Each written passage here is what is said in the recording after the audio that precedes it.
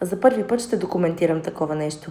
Сега ще ти покажа как премина първата процедура от програмата за здраве и сияйна кожа, която правя по методиката на Легенда.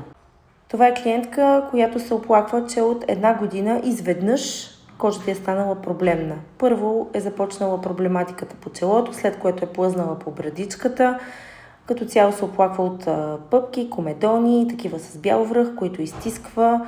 Съответно, продуктите, които използва, са били много разнообразни.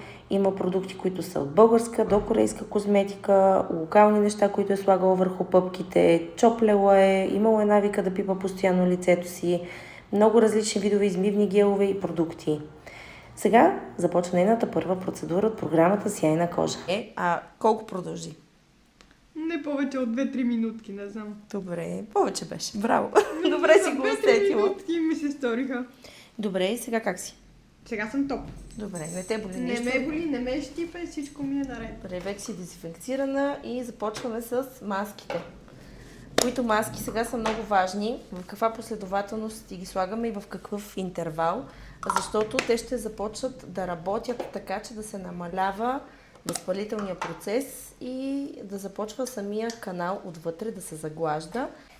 И ще може самата поричка, каналчето на поричката да може да пропуска по-лесно себума. Той ще излиза на повърхността, без да се задръства. Което ще рече, че ще намалим образуването на пъпки, на комедончета. Пъпкотрепачи, дето ги рекламират. И то мириша по почти същия начин, обаче щипе зверски на пъпката. Според тебе, като щипе на пъпката, какво означава? Какво прави? Не помага, то е ясно. Вече имаш опит. Да. Всъщност да изсушиш една пъпка, това ли е вариант? Не. Ако искаш да си оправиш лицето, най-добрият ти вариант е отиди на козметик. Защото в домашни условия, както видяхме, нищо не стана. Без да се обърнеш към професионалист, няма как да...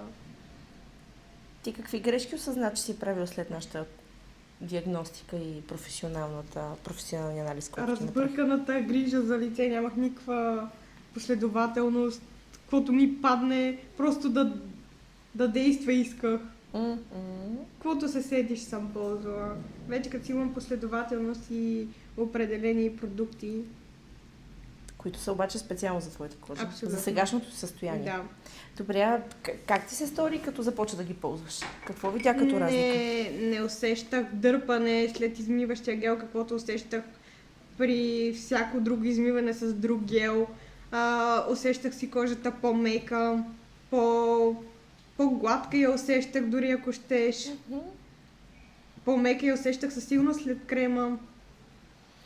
Забеляза ли зачервяването? Спаднаха. Да. Зачервяването намаляха и спаднаха до почти минимум.